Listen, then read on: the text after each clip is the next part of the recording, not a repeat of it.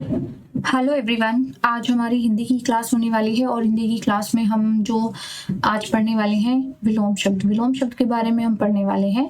चलिए शुरू करते हैं। देखिए, विलोम शब्द की अगर बात करें तो विलोम शब्द होते हैं हमारे विपरीत अर्थ वाले शब्द।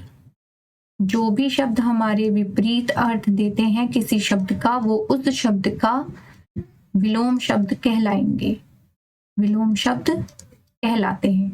और ये काफी चीजें बदलने से, जैसे कि हमारा लिंग के आधार पर कोई शब्द है, मैंने कहा लड़का, तो इसका जो होगा विपरीत वो लिंग वाला, मतलब उसका लिंग ही चेंज होगा बस उसका, और बाकी उसकी उत्पत्ति रचना या कुछ उसकी बनावट उसमें कुछ नहीं बदलेगा। देखिए, एक चीज बहुत इंपॉर्टेंट जो आपको याद रखनी है, देखिए लड़का का हो गया विपरीत, तो जो लड़की है वो इसका विपरीत शब्द होगा या विलोम शब्द होगा, विपरीत अर्थ वाला शब्द। ठीक, ये इसका विपरीत अर्थ देगा। देखिए, जो हमारे तत्सम शब्द होंगे, जो हमारे तत्सम शब्द होंगे उसका विलोम भी क्या होगा, उसका विलोम भी तत्सम ही होगा। और अगर मेरा शब्द तद्भव है, अगर मेरा शब्द तद्भव है तो उसका विलोम भी तद्भव ही होगा। ठीक, तो हमें उत्तर को मार्क करते समय हमें ये ध्यान रखना है कि शब्द कैसा है। चलिए, पहला अपना हम देखते हैं प्रश्न। मृदुल का विलोम बताना है। मृदुल का कठिन, खराब, रूक्ष या कठोर। देखिए, मृदुल शब्द देखें, उसके बाद आप उसका आंसर मार्क करेंगे। इसका आंसर होगा रूक्ष। कठिन का सरल हो जाएगा, खराब का अच्छा हो जाएगा, कठोर का कोमल हो जाएगा, तो मृदुल का हमारा रूक्ष बनेगा आंसर। प्रश्न नंबर 2 कहता है ऋणात्मक। ऋणात्मक का हमेशा जो होगा धनात्मक ही होगा। चलिए, प्रश्न 3 कहता है कलुष। देखिए, कलुष का अर्थ होता है मैला। ठीक, तो यहाँ पर पाप शून्य, निष्पाप, निष्कलुष या निष्करुण। देखिए, इसका हमारा जो बनेगा अर्थ, हमारा जो सही सवाल हो जवाब होगा वो होगा हमारा निष्कलुष। ठीक, नेक्स्ट हम देख लेते हैं। ये देखिए, जो आपका है उपसर्ग लगने से बना है। चलिए, प्रश्न 4 हमारा प्रश्न कहता है चिरंजन। चिरंजन यानी कि जिसका नाश ना किया जा सके, तो इसका हमारा विपरीत हो जाएगा, क्या होगा, अलौकिक, लौकिक, नश्वर या नैसर्गिक। इसका आंसर होगा नश्वर। प्रश्न 5 कहता है स्वकीय का विलोम शब्द। स्वकीय का पहले अर्थ जान लेते हैं। स्वकीय का अर्थ होता है अपना या निजी, पर्सनल, अपना। ठीक, तो इसका विपरीत हो जाएगा आपका परकीय। ठीक, यानी कि सबका। प्रश्न 6 हमारा एक अधिकार, यानी कि जिस वस्तु या जिस चीज पर सिर्फ किसका अधिकार हो, एक का अधिकार। एक अधिकार यानी कि एक का अधिकार हो। ठीक, तो इसका अनेक अधिकार, सर्वाधिकार या पराधिकार या परमाधिकार।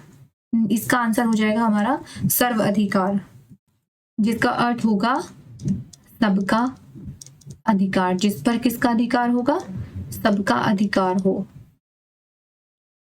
प्रश्न 7 हमारा कहता है श्री गणेश। श्री गणेश का जो अर्थ होता है किसी भी कार्य का आरंभ या शुभ आरंभ करना। ठीक, और इसका हमारा विपरीत हो जाएगा इतिश्री, यानी कि किसी भी कार्य की समाप्ति। प्रश्न 8 हमारा आकर्षण का विलोम पूछता है। आकर्षण यानी कि जिस चीज जो मोहित करे, तो विकर्षण यानी कि जो चीज मोहित ना करे। चलिए, प्रश्न 9 हमारा कहता है सन्यासी का विलोम शब्द बताइए। तो सन्यासी वह व्यक्ति होता है जिसने संसार या गृहस्थी को त्याग दिया हो, तो इसका हमारा जवाब हो जाएगा गृहस्थ, जिसने गृहस्थी को अपनाया हुआ हो। प्रश्न नंबर 10 कहता है अल्पसंख्यक का विलोम। अल्पसंख्यक, अल्प हमारा इसमें जो है उपसर्ग है, तो अल्प का अर्थ होता है कम। ठीक, तो हमें इसका विपरीत देखना है, अति, बहु संख्यक, महासंख्यक या बाहुल्य। इसका जो आपका हो जाएगा आंसर होगा बहुसंख्यक, बहु यानी कि अधिक। ठीक, इसमें भी आपका उपसर्ग है बहु, तो जिसका अर्थ होता है अधिक। कुछ इस तरह से भी हम कभी कभी आंसर निकाल लिया करते हैं। प्रश्न 11 हमारा क्या कहता है, उपमान का विलोम। पहले उपमान का अर्थ जानेंगे। उपमान जिस भी चीज की या व्यक्ति की तुलना की जाए, ठीक, जिस चीज की, जिस वस्तु की तुलना की जाए, तुलना की जाए, तो यहाँ पर उसको हम क्या कहते हैं, उपमान कहते हैं। और इसका विपरीत हो जाएगा उपमेय, यानी कि जिस वस्तु से तुलना की जाए, जिस वस्तु से की जाए तुलना, ठीक, जिस वस्तु से तुलना की जाए, ठीक, उसको हम उपमेय कहेंगे। तो ये दोनों विपरीत हैं आपस में। अगर मैं कहूं कमल समान चरण, कमल के समान चरण, तो यहाँ पर चरण जो है उसकी तुलना की गई है तो वह उपमान होगा, और कमल से की गई है तो कमल क्या होगा, उपमेय होगा। चलिए अगला प्रश्न 12 हमारा कहता है मंद का विलोम बताइए। देखिए मंद जो शब्द है, मंद जो शब्द है वह गति दर्शाने के लिए प्रयोग किया जाता है, ठीक। अब सुस्त जो है वो आलस्य को भी दर्शाता है, यानी कि हमारे कर्म को दर्शाता है कि मैंने सुस्ती से कोई कार्य किया। इसका आंसर हमारा होगा द्रुत होगा। शीघ्र भी कार्य को, त्वरित चाल को, ये भी गति के लिए भी हो सकता है, परंतु हम यहाँ पर द्रुत को मार्क करेंगे क्योंकि ये दोनों ही शब्द गति को दर्शाते हैं, ठीक। मंद का तो अर्थ हो जाएगा आपका,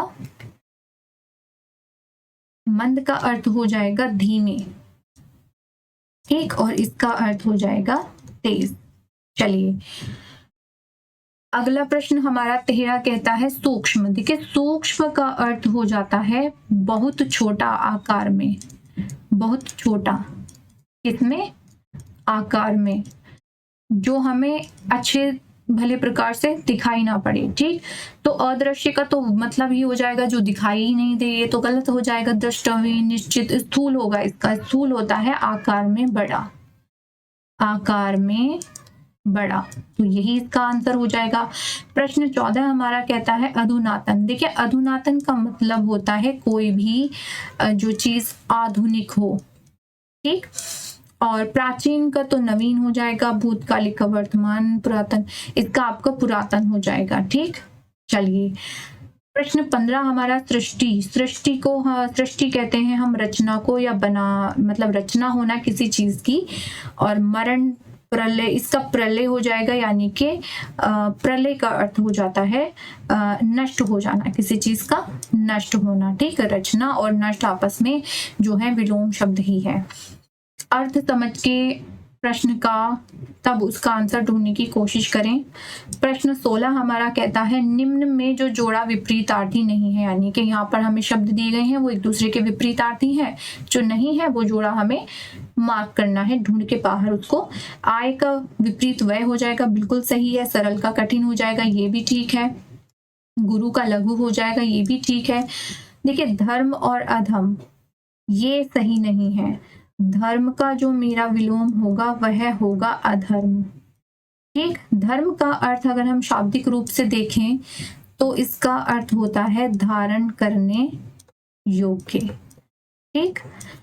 और अधर्म जिसको धारण न किया जा सके। अधम की अगर बात करें तो यह जो इसका प्रयोग है वह इसका अर्थ है नीचा, ठीक।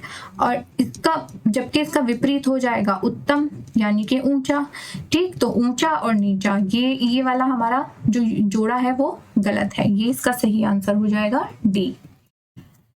अगला प्रश्न 17 हमारा कहता है अति। अति का मैंने अभी पीछे बताया था, अति का अर्थ होता है कम। तो न्यून, न्यून का तो हमारा अधिक हो जाएगा, हम कहते हैं न्यूनतम और अधिकतम। कम का भी हमारा ज्यादा हो जाएगा कम का, ठीक। जिस भाषा में ये है उसी भाषा में हमारा आंसर होना चाहिए, तो इसका हो जाएगा हमारा अल्प। अति का क्या हो जाएगा, अल्प, अल्प का अति, ठीक। नग्न तो होता है जिसको गिना ना जा सके, ये तो शब्द ही अलग है हमारा, ठीक। प्रश्न 18 हमारा क्या कहता है ब्रह्मा। ब्रह्मा का अर्थ होता है 3 देवों में जो प्रथम सर्वप्रथम देव, उनके लिए जो है ये शब्द यूज होता है। इस्तेमाल होता है। इसका देखिए हमारा हो जाएगा आंसर जीव। चलिए प्रश्न नंबर 19, बहिरंग। बहिरंग यानी कि कोई भी बाहर का तत्व या बाहर का व्यक्ति या बाहर की वस्तु, बाहर का तत्व या बाहर की वस्तु या व्यक्ति भी हो सकता है वो, ठीक। तो इसका हमें रंगारंग, जलता रंग, ये इसका अंत्य रंग होगा, ठीक। यानी कि बहि यानी कि बाहर का, अंत्य यानी कि अंदर का, ठीक। अंदर का तत्व, अंदर का तत्व, वस्तु या व्यक्ति, कुछ भी हो सकता है वह, ठीक। प्रश्न 20 कहता है हमारा, प्रश्न 20 क्या कहता है हमारा, 1 मिनट।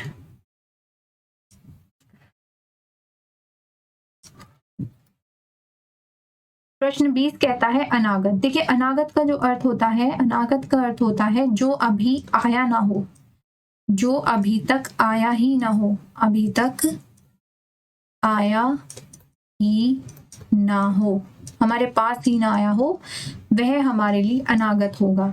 ये विशेष तौर पर समय के लिए प्रयुक्त होने वाला शब्द है। तो वर्तमान तो अभी हमारे पास है, हमारे सामने है, ठीक।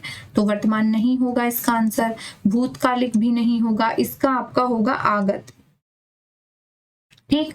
अनागत और आगत, ठीक। तो आगत का अर्थ होता है जो आ चुका हो, जो आया हो, ठीक, जो आ चुका हो। आगत और विगत, आगत अनागत, अनागत विगत को ही अनागत कहते हैं, ठीक। विगत। चलिए ये आज की क्लास थी हमारी विलोम शब्द की। अगली क्लास में फिर कुछ और टॉपिक हम लेकर आएंगे, तब तक आप इनको अच्छे से पढ़िए। और पढ़ने का तरीका हमने देखा कैसे हमें पढ़ना चाहिए, हमें थोड़ा अर्थ समझ के तब प्रश्न को समझना चाहिए, और जिस तरह का हमारा प्रश्न है उसी की तरह हमें जो है उत्तर यानी कि तत्सम तद्भव वाला जो मैंने आपको बताया वो विशेष तौर पर आपको याद रखना है। चलिए धन्यवाद।